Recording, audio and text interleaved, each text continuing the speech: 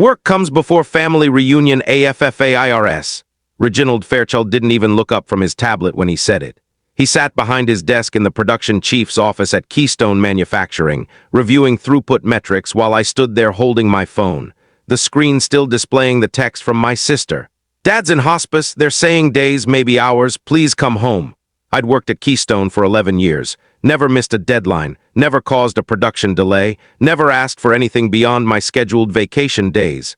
And now, standing in front of Reginald with my father dying 3 states away, I was being told that attending his funeral qualified as a family reunion affair. "I'm not asking for a reunion," I said, my voice steady despite the rage building in my chest. "I'm asking for bereavement leave, 3 days, that's company policy." Reginald finally glanced up, his expression somewhere between boredom and irritation. "Your timing is inconvenient. We're in the middle of the Q3 production push. The automation systems can't run without your oversight. Jackson can cover for me. He knows the systems. Jackson doesn't hold the patents, you do. Or rather, you did before you assigned them to Keystone, which means this company owns your innovations and we need you here to support them." The casual cruelty of that statement hit me like a physical blow. "My father is dying," I said quietly. Reginald yawned, actually yawned.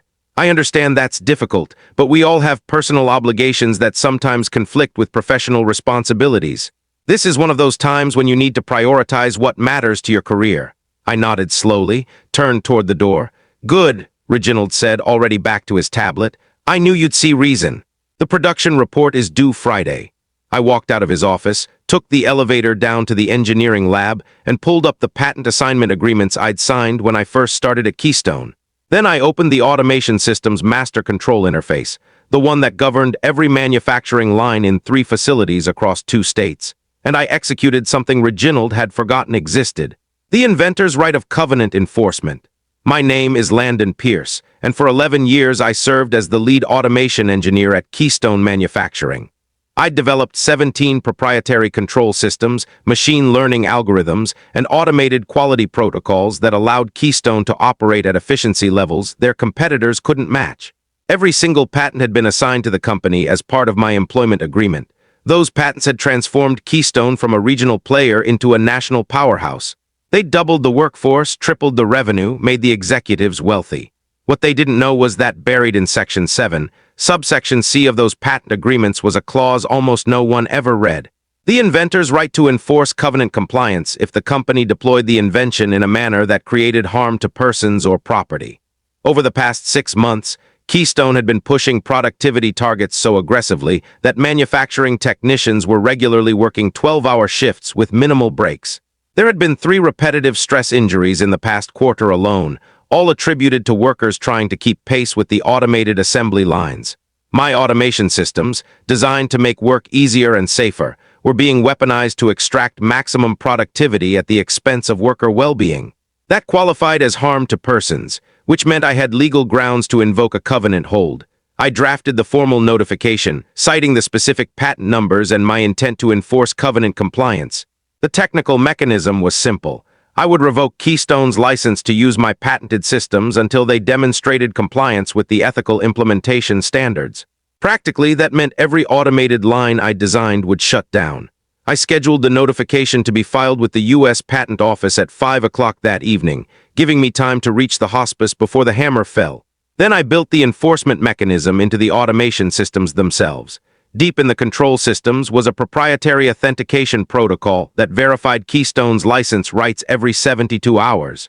I modified that protocol to check for active covenant status. When the patent office processed my covenant hold notification, the authentication would fail, and every automation system would freeze, displaying the same message across every control screen in every facility. Patent license suspended, covenant enforcement, active contact inventor for resolution. I set everything up, encrypted my administrator access so no one else could override it, and backed up all the documentation to 3 separate cloud accounts. Then I grabbed my jacket and walked out of Keystone Manufacturing. I made it to the hospice by 2 in the afternoon. Dad was awake, barely. My sister Hallie sat on one side of the bed holding his hand. I took the other side. "Told you to stay at work," he whispered, managing a weak smile. "You also told me not to let work consume me," I replied. "I'm choosing to listen to the second thing." He squeezed my hand. Good choice. We sat with him through the afternoon and into the evening. Around 7 o'clock, Dad's breathing changed, became shallower, more labored. "We're here," Hallie whispered to him. "We're both here, Dad. You can rest now." Thomas Pierce died at 7:43 p.m. with both his children holding his hands, telling him he was loved. My phone started buzzing around 8:30. Calls from Keystone. 12 missed calls in 15 minutes, then text messages flagged as urgent. I turned the phone off. Whatever was happening at Keystone could wait. My father deserved these final hours of my attention more than any company ever would. By the time I turned my phone back on at 11 that night, there were 63 missed calls, 47 text messages, and 31 emails. The most recent text was from Reginald, sent at 10:52 p.m. "Call me immediately. Every line is down. What did you do?" I deleted it without responding. The funeral was scheduled for Saturday afternoon, 3 days away, exactly the bereavement leave I'd requested and been denied.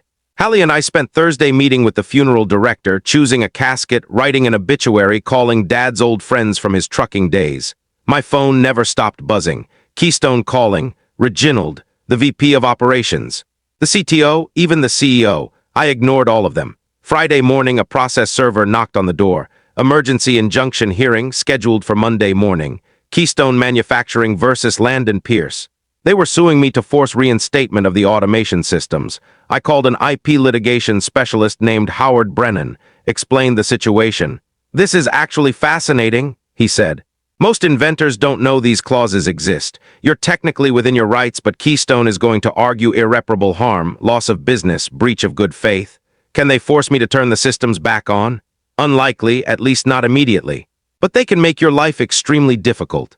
Let them. My father died Wednesday night. I asked for 3 days to be with him, and they said work came first. So now they can experience what happens when they treat their most valuable employee like a replaceable part."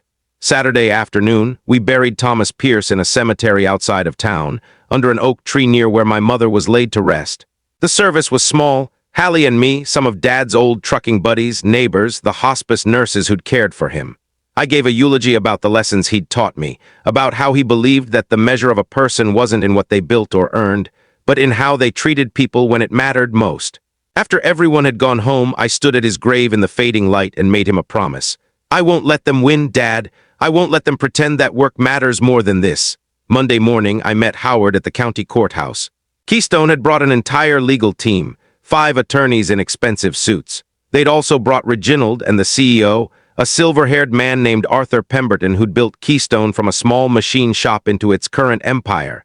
We all stood before Judge Margaret Russell, a no-nonsense woman in her early 60s. Keystone's lead attorney laid out their case. "Your Honor, the defendant's actions have caused catastrophic harm to Keystone Manufacturing. 3 facilities shut down for 4 days. 800 employees unable to work. The company is losing $2.3 million per day. My client is exercising his legal rights under the patent assignment agreements," Howard countered. "Rights that Keystone itself drafted and agreed to. Mr. Pierce has documented evidence that Keystone deployed his automation systems in ways that created harmful working conditions. That's a pretextual excuse," the attorney shot back. "The real reason is that Mr. Pierce was upset about a leave request denial. This is retaliation." Judge Russo held up a hand. "I've read the filings from both sides." She looked directly at me. "Mr. Pierce, you requested bereavement leave on November 27th. Is that correct?" "Yes, Your Honor." "And that request was denied by Mr. Reginald Fairchild, who stated that work came before what he termed family reunion affairs. Is that also correct?" "Yes, Your Honor." "And your father passed away that same evening?" "Yes, Your Honor." At 7:43 p.m., Judge Russo's expression hardened. She turned to Reginald. "Mr. Fairchild, did you actually characterize an employee's request to attend his dying father's bedside as a family reunion affair?" Reginald shifted uncomfortably. "I was referring to the funeral arrangements, Your Honor. The employee's father was in hospice care. I believe the employee could visit during off hours without requiring work time. His father died that same day, hours after you denied the request. I wasn't aware the timeline would be so immediate. Because you didn't ask," I said quietly. "You didn't ask how sick he was. You didn't ask when the nurses said it would happen. You just yawned and told me to get back to work." Judge Russo spent several minutes reading through the documentation Howard had provided: production logs, injury reports, employee statements demonstrating unsafe working conditions. Finally, she looked up. "Here's my ruling. Mr. Pierce has demonstrated sufficient evidence that Keystone may have violated the ethical implementation standards outlined in the patent agreements. However, the current complete shutdown creates substantial harm to innocent third parties, employees who can't work, customers who can't receive orders. She turned to me. Mr. Pierce, I'm not going to order you to fully reinstate the systems, but I am going to order a partial restoration. You will enable sufficient automation functionality to allow Keystone to operate at 50% capacity while this dispute is resolved. Your Honor, the attorney started. I'm not finished. Keystone Manufacturing, you will immediately implement a comprehensive review of your production protocols with regard to worker safety. You will also reinstate Mr. Pierce's bereavement leave request retroactively, with full pay, and expunge any negative records related to his absence. And if I find out that anyone at Keystone has retaliated against Mr. Pierce for exercising his legal rights, I will sanction this company so severely that 50% capacity will feel generous. She banged her gavel. Partial injunction granted, full hearing scheduled for 8 weeks from today. Walking out of that courtroom, Howard clapped me on the shoulder. That was about as good as we could have hoped for. Russo's clearly sympathetic and she put Keystone on notice. 50% capacity is going to hurt them. That's the point. It's leverage. They can limp along at half speed or they can negotiate a settlement. Arthur Pemberton, Keystone's CEO, caught up with us in the courthouse hallway. Mr. Pierce, can we speak privately? Howard started to object, but I nodded. It's fine. Arthur and I walked to a quiet corner. Up close, he looked exhausted, lines around his eyes that hadn't been there in the company photos. I owe you an apology, he said without preamble. Multiple apologies. For Reginald's unconscionable response to your leave request. For the way we've been pushing production quotas without adequate consideration for worker safety. And for the fact that it took a lawsuit to make me aware of any of it. You're the CEO. This is your company. How did you not know? Because I trusted the wrong people to manage the details. Reginald has been delivering exceptional results quarter after quarter. I didn't look closely at how he was achieving them. That's my failure. What do you want from me, Arthur? I want to make this right, not just legally right, but actually right. Tell me what it would take for you to come back to Keystone. Reginald is being removed from his position, effective today. I want you as a senior advisor reporting directly to me with authority to redesign our production protocols to align with the safety standards you originally intended. I studied his face, trying to gauge sincerity versus corporate damage control. My father died because Reginald prioritized a production report over basic human decency. You can't fix that. You can't give me back those hours. You're right, I can't. But I can make sure no other employee ever faces that choice. I can make sure the company that benefits from your innovations actually deserves them. And if I say no, if I walk away and let you figure it out on your own, Arthur sighed, then Keystone probably fails. We're barely surviving at 50% capacity. Our competitors are circling. Without your systems running at full capability, we'll be bankrupt within 6 months. 800 people will lose their jobs. That sounds like leverage. Maybe I am trying to leverage you. Or maybe I'm just being honest about the consequences. You have every right to walk away, Landon. But I'm asking, not as a CEO trying to save his company, but as someone who genuinely wants to do better, for a chance to prove that Keystone can be what you needed it to be. I thought about my father, about his lessons on understanding both the purpose and the weakness of everything I built. The purpose of my automation systems was to make manufacturing more efficient and humane. The weakness was that they could be misused by people who valued profits over people. Arthur was offering me the chance to eliminate that weakness. Here are my conditions, I said. Reginald is gone, not reassigned, actually terminated. The production quotas get reset to sustainable levels that prioritize worker safety. Every automation system gets equipped with mandatory safety protocols that cannot be overridden without my explicit written approval.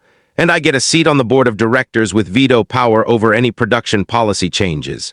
Arthur's eyebrows went up. The board seat might be difficult. We have shareholders, governance structures.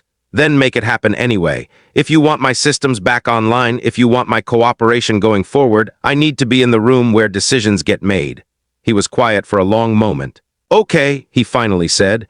I'll make it happen. Might take a few weeks to navigate the governance requirements, but I'll make it happen. And one more thing. You're going to establish a memorial fund in my father's name, the Thomas Pierce Worker Advocacy Fund. It will provide support for Keystone employees dealing with family emergencies, medical issues, anything that requires them to prioritize their lives over their jobs. Minimum funding of $2 million to start. Done. We shook hands in that courthouse hallway, an agreement that would later be formalized in 40 pages of legal documents, but that started with a simple acknowledgement. Companies exist to serve people, not the other way around. Over the next week, Howard and I drafted the formal settlement agreement. In exchange for reinstating the automation systems to full functionality, Keystone agreed to all my conditions plus mandatory third-party safety audits quarterly, worker feedback sessions monthly, and a commitment to maintaining employment levels for at least 2 years.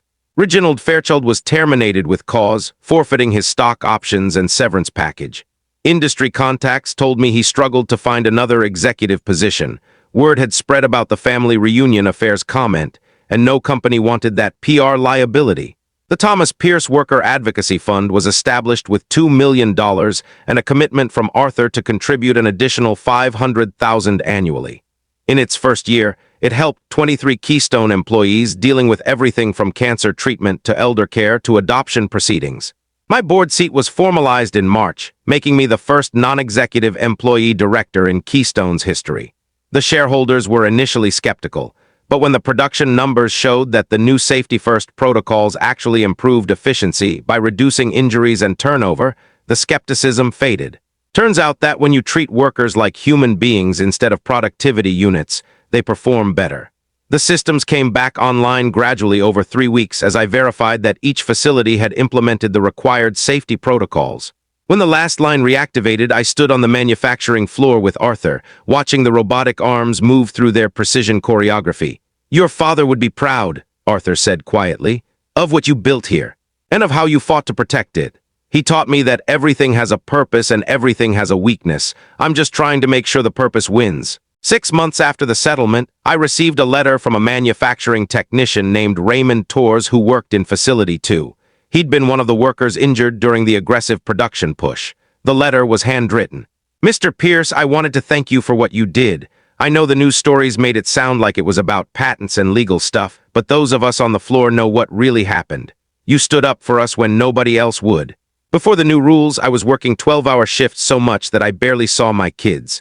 My shoulder hurt so bad some days I couldn't lift my arm. But I couldn't complain because we all needed the overtime money and nobody wanted to be the troublemaker who got fired. Now we work 8-hour shifts with real breaks. The machines run at speeds that make sense. My shoulder is healing. I'm home for dinner with my family. You gave me my life back. I know you lost your dad around the same time all this happened, and I'm real sorry for that. But I hope you know that what you did mattered to people like me. Real people with families who needed someone to remember we exist. Thank you." I kept that letter in my desk drawer. On difficult days when board meetings got contentious or shareholders pushed for productivity increases, I'd take it out and read it again. Raymond Torres had his life back. That mattered more than any patent or profit margin ever could. 3 years after the courthouse confrontation, Keystone Manufacturing had transformed. The automation systems ran efficiently but humanely. Worker injury rates had dropped by 78%. Employee satisfaction scores were the highest in company history. And somehow, despite the focus on worker well-being, productivity and profitability had both increased. Arthur proved true to his word about culture change. He instituted quarterly town halls where any employee could raise concerns directly with leadership. He tied executive bonuses to safety metrics alongside financial performance. He turned the Thomas Pierce Worker Advocacy Fund into a signature company program. "We're proof that you can be profitable and humane simultaneously," he told a business magazine that featured Keystone in an article about ethical manufacturing. It took one of our most valuable employees forcing a crisis to make us learn that lesson, but we learned it. I continued to innovate, designing new automation systems with the benefit of hard-won wisdom about implementation. Each patent still got assigned to Keystone, but now the agreements included robust protections. Not just the covenant enforcement clause, but additional provisions about safety testing, worker consultation, and staged rollouts. My position on the board gave me visibility into aspects of the business I'd never considered as just an engineer. Supply chain ethics, environmental impact, community investment, long-term sustainability versus short-term gains. And it gave me the platform to tell Dad's story. At one particularly contentious board meeting, a shareholder representative was pushing for aggressive expansion into overseas manufacturing to reduce labor costs. The proposal would have meant closing one domestic facility and laying off 300 workers. The cost savings would increase margins by 11%, the representative argued. That's substantial value for shareholders, and substantial harm for 300 families, I countered. 300 people who would lose health insurance, retirement savings, stability. That's sentimental thinking. Business requires making hard choices based on financial realities. I pulled out my phone and brought up a photo of my father, turned it so the board could see. This is Thomas Pierce, my dad.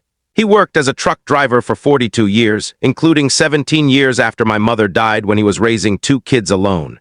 He missed dance recitals and baseball games and ordinary dinners because he was on the road, earning a paycheck to keep us fed and housed.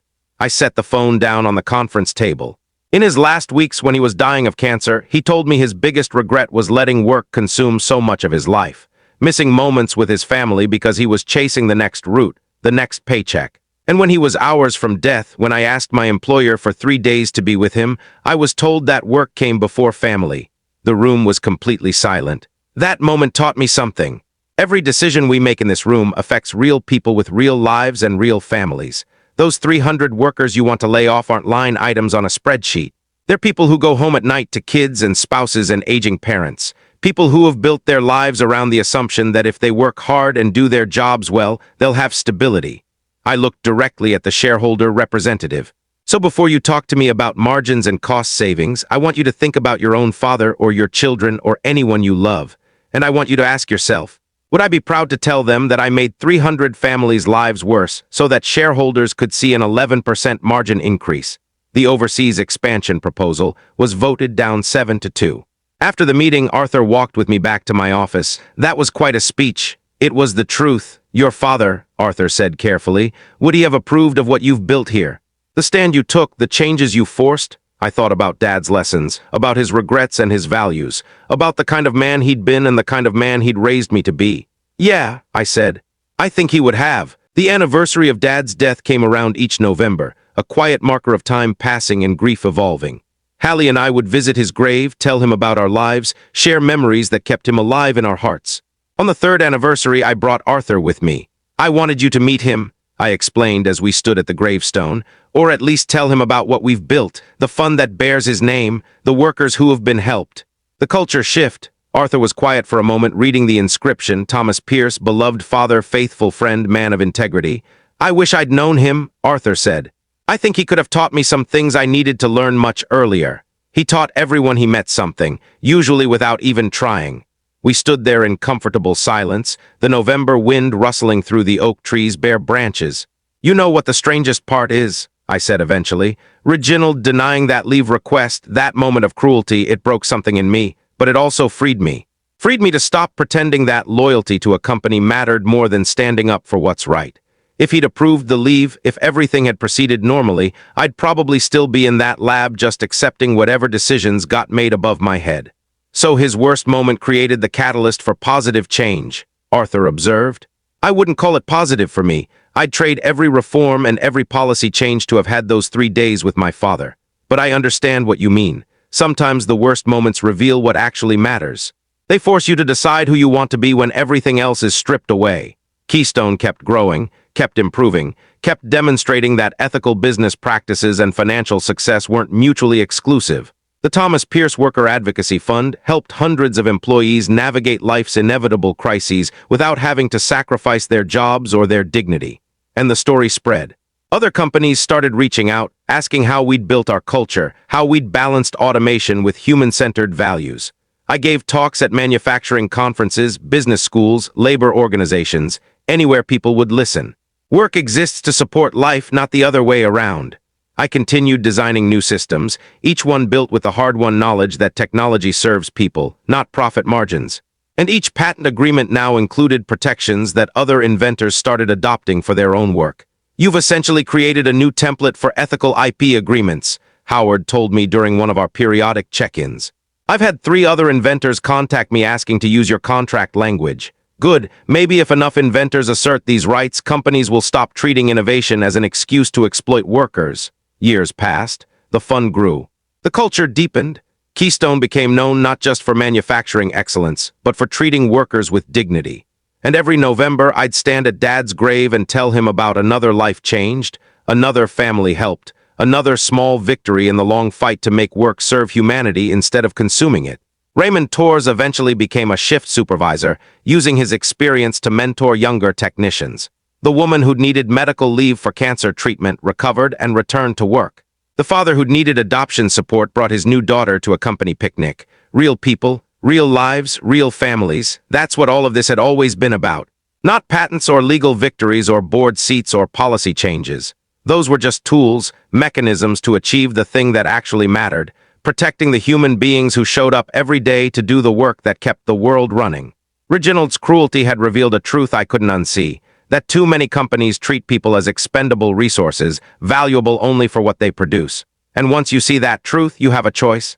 You can accept it as inevitable, the cost of doing business in a capitalist system, or you can fight. I chose to fight.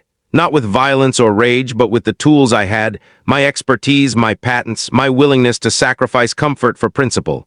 And it worked, not perfectly, not completely, but enough to matter. Enough to change lives, enough to prove that another way was possible. Looking back at Reginald's dismissal, work comes before family reunion affairs, I realized he was wrong in the most fundamental way possible. Work doesn't come before family. It never did. It never should. And the more of us who understand that, who build our careers and companies around that principle, the closer we get to a world where no one has to choose between being with their dying father and keeping their job. Thomas Pierce taught his son that everything has a purpose and everything has a weakness. I'd spent my career understanding both, and I'd spent the years since his death making sure that the purpose won. That's the real legacy worth leaving. Not the patents or the innovations or the efficiency gains, but the knowledge that when it mattered most, when the choice came down to comfort or conscience, I chose right. And that hundreds of workers, people like Raymond Torres, had better lives because of it. Dad would have been proud of that, and in the end, that's all that really matters. If you've stayed with Landon's story to the end, it means something resonated. Maybe you've faced your own moment where a company forgot your humanity. Maybe you've struggled with the choice between speaking up and staying silent. Maybe you're trying to figure out how to build something that actually honors the people your work affects.